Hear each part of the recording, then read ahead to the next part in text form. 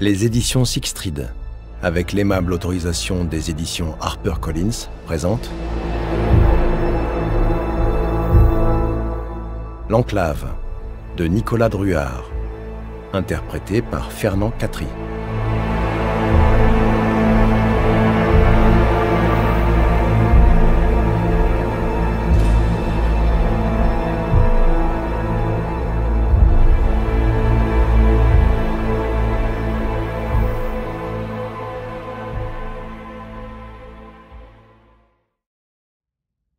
Prologue. Quelque part en Aveyron. La jeune femme se débattait, prisonnière de la poigne vigoureuse qui entravait sa cheville. La pression exercée était redoutable. Elle sentait les cartilages et les os craquer sous la force de son agresseur. Ses cris de détresse s'évanouissaient dans l'immensité du terroir. Elle essayait de se cramponner aux touffes d'herbe qui sourdaient sous son corps meurtri, harassé par des jours interminables de captivité. En vain. Son visage labourait la terre, les fleurs et les pissenlits. Rien ne semblait ralentir la progression de la silhouette gigantesque qui la traînait par la jambe au travers d'une prairie bosselée. Par moments, lorsqu'elle parvenait à se redresser sur un coude, elle pouvait distinguer son dos nu et voûté, auréolé par les lueurs crépusculaires, les muscles saillants qui roulaient sous la peau, recouverte de longs poils noirs emmêlés, perlés de sueur.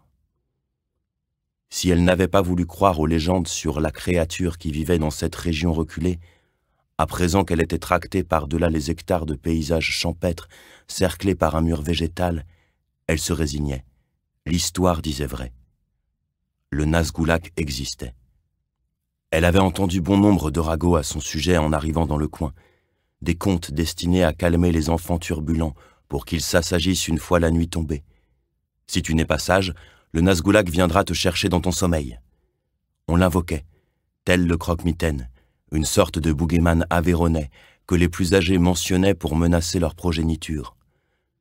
La légende le décrivait comme une bête errante, abominable, un monstre formé d'empiècements de cadavres imbriqués entre eux dans un équilibre répugnant et qui dévorait ses victimes à main nue.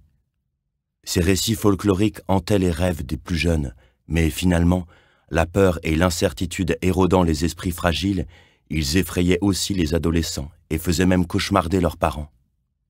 En réalité, aucun villageois des environs n'avait vu le Nazgulak en chair et en os. Nul ne pouvait témoigner de sa véritable apparence. Démunie, épouvantée, la jeune femme amorça un hurlement de désespoir, mais le Nazgulak l'assomma d'un simple revers de la main. Il grogna d'un air satisfait puis gravit une pente herbeuse. Au sommet du tertre, la campagne vallonnée s'étirait jusqu'à une forêt ténébreuse qui crénelait l'horizon.